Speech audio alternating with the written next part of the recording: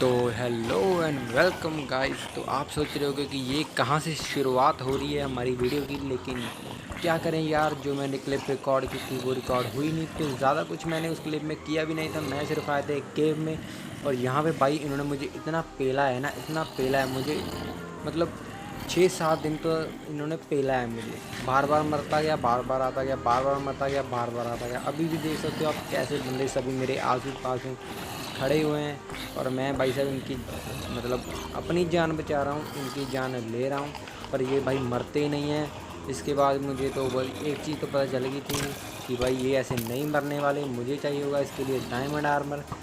जिसके बाद मैं बस थोड़ी बहुत फाइट करता हूँ और यहाँ से निकल जाता हूँ। निकलते निकलते मैंने ये तो डिसाइड कर लिया था कि भाई आऊँगा अगली बार और इन सबको फेल कर जाऊँगा, और जो कि आपको आगे पता चल ही जाएगा करता हूँ या नहीं करता हूँ। तो सबसे पहले तो मैं यहाँ से बाहर निकलता हूँ गुफ़ा से। गुफ़ा से बाहर निकलने के बाद मैंने डिसाइड कर लिया था कि अब मुझे फाइंड करना है डायमंड्स, क्योंकि मुझे चाहिए डायमंड का आर्मर। उसके लिए सबसे पहले मैं तो बना लेता हूँ थोड़ा बहुत खाना खाने के लिए, क्योंकि हमें नीचे बहुत सारी माइनिंग करनी थी। और देख सकते हो आप मेरा लेवल भी 2 है सिर्फ, लेकिन मतलब समझ रहे हो इतना मुझे इन्होंने पेला है ना, मतलब मेरा 15-16 लेवल था और सीधा 2 पर आ गया है। इतना ये मारते हैं ना भाई साहब, इनकी रेडर्स की डिफ़िकल्टी भी बढ़ती जाती है। एक डायमंड हमारे पास है, थोड़े से मैं यहाँ से कलेक्ट कर लेता हूँ आयरन, और मैं बना लेता हूँ अपने पिकैक्स।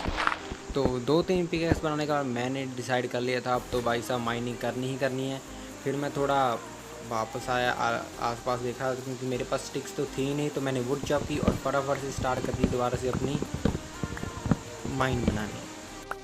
तो माइन बनाते बनाते पता नहीं ये क्या मिल गया था मुझे तो लग रहा था कोई डजन वगैरह है, तो मैं इसको तो तोड़ने वाला नहीं था, क्योंकि भाई पहले ही मेरी इतनी पिटाई की हुई है उन्होंने, मुझे अभी तक याद नहीं बुलाया।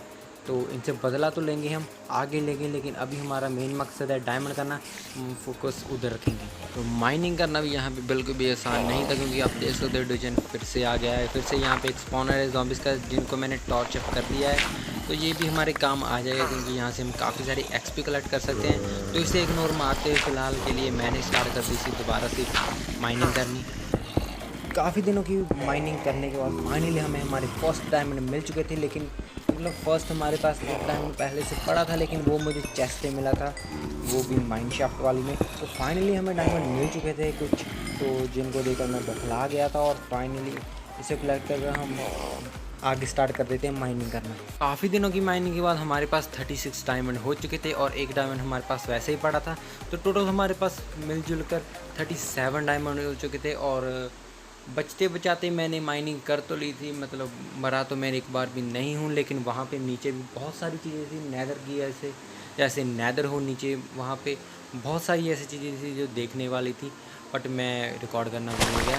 तो उसके बाद मैंने थोड़ी सी और फार्मिंग की, हमारे पास खाने की चीज़ तो पड़ी रहती है, जहाँ पर जानवर तो मिलते ही नहीं रहे थे। आम जैसे शीप वगैरह तो मिल ही नहीं रहे थे, पता नहीं कहाँ चले गए थे। बेड भी मैंने खुद का अभी तक बनाया ही नहीं था, मतलब इतना टाइम हो चुका है मैंने अपना खुद का बेड नहीं बनाया है, तो चलो छोड़ो उसको। और उसके बाद मैंने थोड़े से वुड चॉप किए।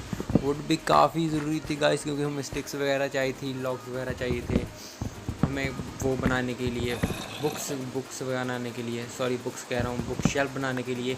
बुक्स वगैरह मैंने वहाँ से कलेक्ट कर ली थी विलेज के पास, और फिर से मैंने डायमंड की पिकैक्स बनाई और फटाफट से ऑब्सीडियन माइन करने आ गया, क्योंकि ऑब्सीडियन के बिना इंचैंटमेंट टेबल बनने वाला था नहीं।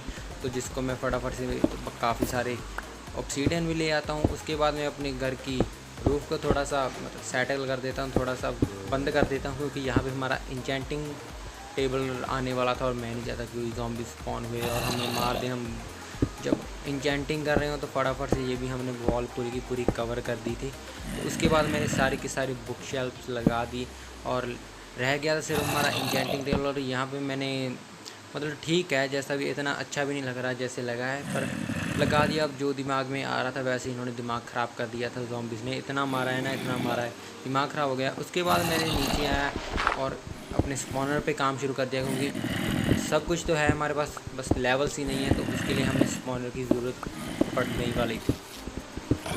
बनने के बाद कुछ हमारा स्पॉनर ऐसे लग रहा था, मतलब हमारा एक्सपी फार्म कुछ ऐसा लग रहा था, काफ़ी अंधेरा था यहाँ पे, और फटाफट से हमने इसको बना लिया था। फटाफट से नहीं, बाहर टाइम लग गया, क्योंकि टाइम नहीं था, इसलिए लग गया क्योंकि बहुत सारी ज़ॉम्बी स्पॉन मतलब टॉर्चेस भी लगाई थी, फिर भी इतने ज़ॉम्बी स्पॉन हो रहे थे ना, क्या बताऊँ। फटाफट यहाँ पे वेट करने लगा अपनी लेवल बढ़ाने के लिए। तो लेवल बढ़ाते बढ़ाते बहुत ज़्यादा टाइम लग गया, क्योंकि भाई साहब ये थे आर्मर वाले ज़ॉम्बीज़। आर्मर शील्ड वगैरह सब थी इनके पास, इनको मारने में बहुत ज़्यादा टाइम लग रहा था। तो उसके बाद मैंने आर्मर को अपने को बनाया और उसको इंचेंट करना चालू कर दिया। जो जो मुझे ठीक लग रहे थे, मतलब जो भी लास्ट वाले लेवल में थे, मैंने वो इंचेंट कर दिया। मुझे नहीं पता कैसे इंचेंटिंग करते हैं, क्योंकि हम अभी नूब हैं। तो जितना मतलब हुआ, जो मुझे सही लगा वो हमें इंचेंटमेंट सब में लगा दी, और ठीक ठाक मुझे तो लग रहा था कि हाँ इंचेंटमेंट ठीक ठाक मिल गई है। सबसे बेस्ट तो हमारी इंचेंटमेंट हमें मिली थी बो पे, जिसमें पावर 4 फ्लेम और एक और चीज़ थी बूलियन।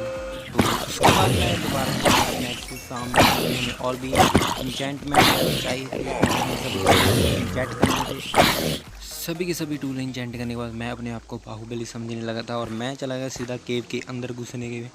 और उसके बाद थोड़ी सी हमने फ़ाइट की, ज़ॉम्बी वगैरह मारे। उसके बाद देखना क्या होता है हमारे साथ।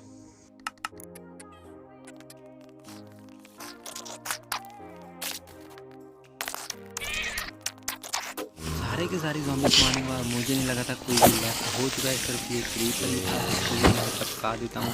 और फिर मैं ये चेस्ट खोलने ही वाला हूँ, तो हमारे साथ क्या होता है।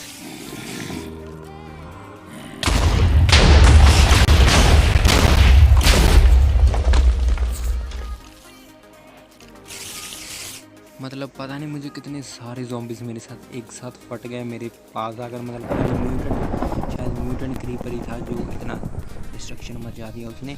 तो बस वीडियो इतनी थी। हमारे साथ 98 डेज़ में हुआ था, मतलब 99 डे ये चल रहा है। तो 100 डेज़ ऑलमोस्ट हो चुके हैं हमारे, और हमें टूल्स वगैरह तो वापस मिलने वाले हैं नहीं। तो मिलते हैं आपको नेक्स्ट वीडियो में नई सर्वाइवल सीरीज़ में। Bye bye.